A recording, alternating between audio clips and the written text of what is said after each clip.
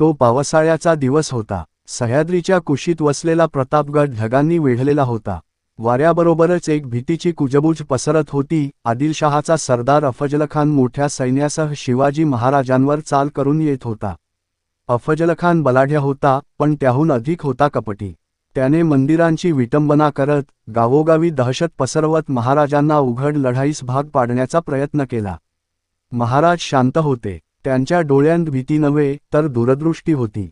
तो युद्धाने नाही तर कपटाने येईल, महाराज म्हणाले. अफजलखानाने भेटीचा निरोप पाठवला. आपण भेटूया, सगळा वाद मिटवूया. प्रतापगडाच्या पायथ्याशी तंबू उभारला गेला. भेटीच्या वेळी दोघेही निशस्त्र येणार असा ठराव झाला. पण महाराजांना शत्रूची खरी ओळख होती. त्यांनी आतल्या अंगाखाली वाघनख आणि बिचवा ठेवला. भेटीच्या क्षणी अफजलखानाने अचानक महाराजांना मिठी मारली आणि दग्याने वार करण्याचा प्रयत्न केला. क्षणाचाही विलंब न करता महाराजांनी वाघनख बाहेर काढले. एका झटक्यात अफजलखान जमिनीवर कोसळला. तोच संकेत होता. डोंगर दऱ्यांतून मराठ्यांनी हल्ला चढवला. गनिमी काव्याने शत्रुसैन्याचा पराभव झाला. प्रतापगडावर स्वराज्याचा विजयध्वज फडकू लागला. त्या दिवशी फक्त अफजलखानाचा वध झाला नाही.